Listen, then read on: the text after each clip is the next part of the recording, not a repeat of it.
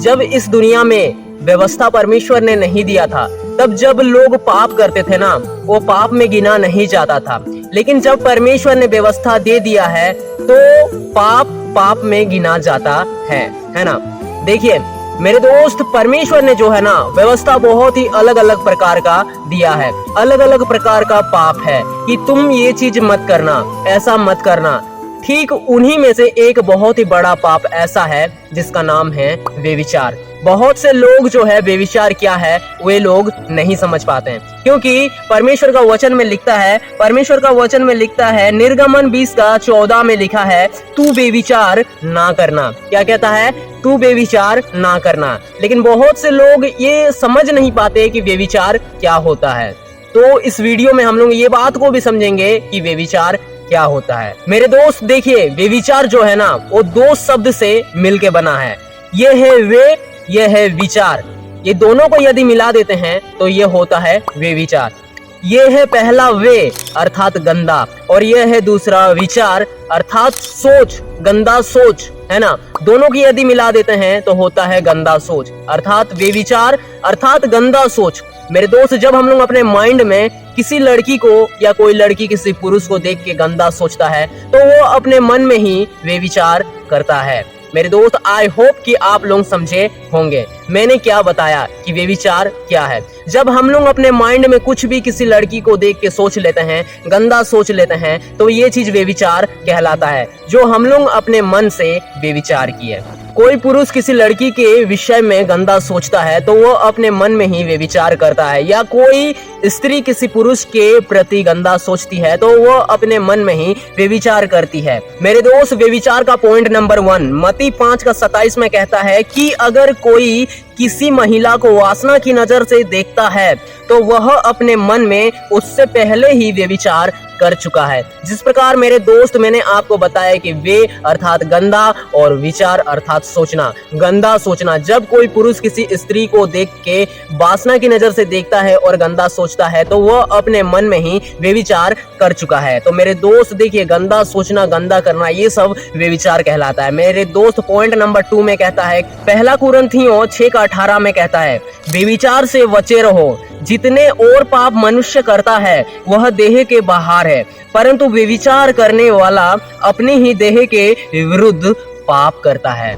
जो व्यभिचार करता है ना मेरे दोस्त, वो अपने ही देह के विरुद्ध पाप करता है। मेरे दोस्त, जो व्यभिचार पाप है ना वो थोड़ा अलग है, वो सबसे अलग है, वो थोड़ा हटके है। लेकिन और जो पाप सब है ना, परमेश्वर का वचन में बहुत सारे पापों का वर्णन दिया हुआ, लेकिन व्यभिचार केवल एक ऐसा पाप है जो थोड़ा अलग है। और कहता है जो अलग पाप सब है, लाल रंग का पाप, अगरमनी रंग का पाप, जैसा भी पाप है, वो जो पाप है वो अलग है। वो जब पाप करते हैं वो देह के बाहर होता है, लेकिन व्यभिचार ही केवल एक ऐसा पाप होता है जो हम लोग अपने खुद के ही देह के विरुद्ध पाप करते हैं। व्यभिचार एक ऐसा पाप होता है। पॉइंट नंबर 3 में कहता है, नीति वचन 6:32 में लिखता है, जो पर स्त्री गमन करता है वह नीरा निर्बुद्धि है, जो ऐसा करता है वह अपना प्राण को नाश करता है। पर स्त्री गमन अर्थात मेरे दोस्त, हम लोग अपने स्त्रियों को छोड़ के किसी और की स्त्री को देखते हैं तो इसे पर स्त्री गमन करते हैं। तो वैसे लोग क्या करते हैं? वे लोग अपना ही प्राण का हानि करते हैं,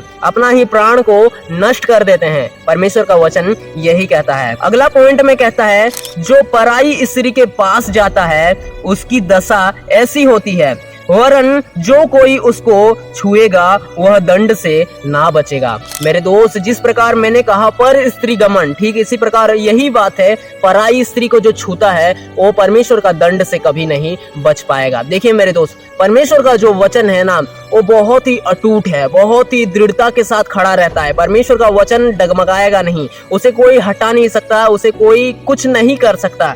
जब परमेश्वर का वचन यहाँ कह दिया है जो पराई स्त्री को छुएगा वो दंड से नहीं बचेगा, तो मेरे दोस्त ये वचन कहीं भाग नहीं जाएगा, ये वचन पूरा होगा। जो जो व्यक्ति पराई स्त्री को छूता है हर एक व्यक्ति को दंड अवश्य मिलेगा। देखिए मेरे दोस्त, जिस प्रकार बहुत सारे लोग कहते हैं ना, प्रभु यीशु मसीह ने एक बात कहा था कि धनवानों का स्वर्ग के राज्य में प्रवेश करना जो है कठिन है, लेकिन बहुत सारे लोग ऐसे मानते हैं कि धनवान लोग स्वर्ग के राज्य में प्रवेश नहीं करते हैं, जो ये चीज गलत है। बल्कि प्रभु यीशु मसीह ने कहा था कि धनवानों का स्वर्ग के राज्य में प्रवेश करना जो है वो कठिन है। मेरे दोस्त, इस दुनिया में केवल एक आदमी बहुत बड़ा धनवान होगा ना, तो वो भी स्वर्ग राज में प्रवेश करेगा। लेकिन रास्ता कौन है, मार्ग कौन है, प्रभु यीशु मसीह। यदि वो अपना विश्वास प्रभु के ऊपर बनाए रहेगा और वचन व्यवस्था के अनुसार चलेगा तो वो व्यक्ति भी स्वर्ग लोक में प्रवेश करेगा। ऐसा नहीं है कि जो धनवान है वो स्वर्ग लोक में प्रवेश नहीं करेंगे, बल्कि हर एक व्यक्ति स्वर्ग लोक में प्रवेश करेगा, क्या धनवान है क्या गरीब है, लेकिन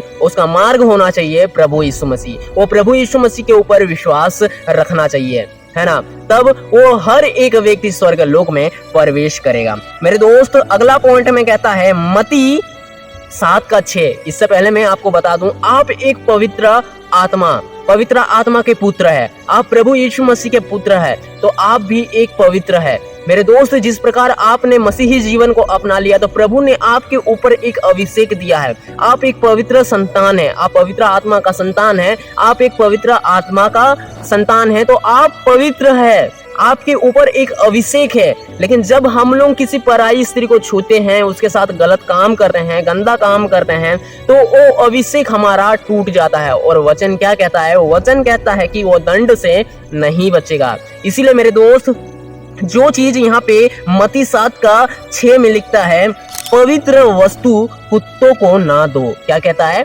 पवित्र वस्तु जो है कुत्तों को ना दो, और अपने मोती असुरों के आगे मत डालो, और अपने मोती असुरों के आगे मत डालो, ऐसा ना हो कि वे उन्हें पांव तले रोंधे और पलट कर तुझको फाड़ डाले। मेरे दोस्त क्या कहता है, पवित्र वस्तु कुत्तों को ना दो। मेरे दोस्त आप एक पवित्र मनुष्य है, पवित्र आत्मा का संतान एक पवित्र होता है। आपके ऊपर परमेश्वर ने एक बाड़ा बांध के रखा हुआ है, आपके अंदर परमेश्वर ने एक वाचा दिया है। जब आप पराई स्त्री को छूते हो ना, जब अपना पवित्र आत्मा से होकर उस स्त्री के पास जाते हो ना, तो आपका वो पवित्र आत्मा टूट जाता है, आपका वो अभिषेक टूट जाता है। यहाँ वचन कहता है पवित्र वस्तु कुत्तों को ना दो। इसीलिए मेरे दोस्त हर एक कदम सोच समझ के चलना है। देखिए मेरे दोस्त आगे अगला टॉपिक जो है ना, वो क्या कहता है, थोड़ा जरा ध्यान से सुनिएगा। और अपनी जवानी के साथी को छोड़ देती और जो अपने परमेश्वर की वाचा को भूल जाती है, उसका घर मृत्यु के ढलान पर होती है और उसकी डगरे मरे हुओं के बीच पहुंचती है।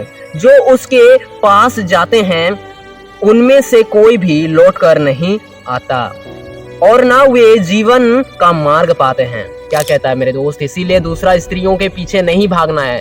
जो ऐसे स्त्रियों के पीछे भागता है वो कभी लौट के नहीं आता, और उसका जो मार्ग होता है, क्या लिखा हुआ है, उसका जो मार्ग होता है वो कभी लौट के नहीं आता और ना वे जीवन का मार्ग पाते हैं।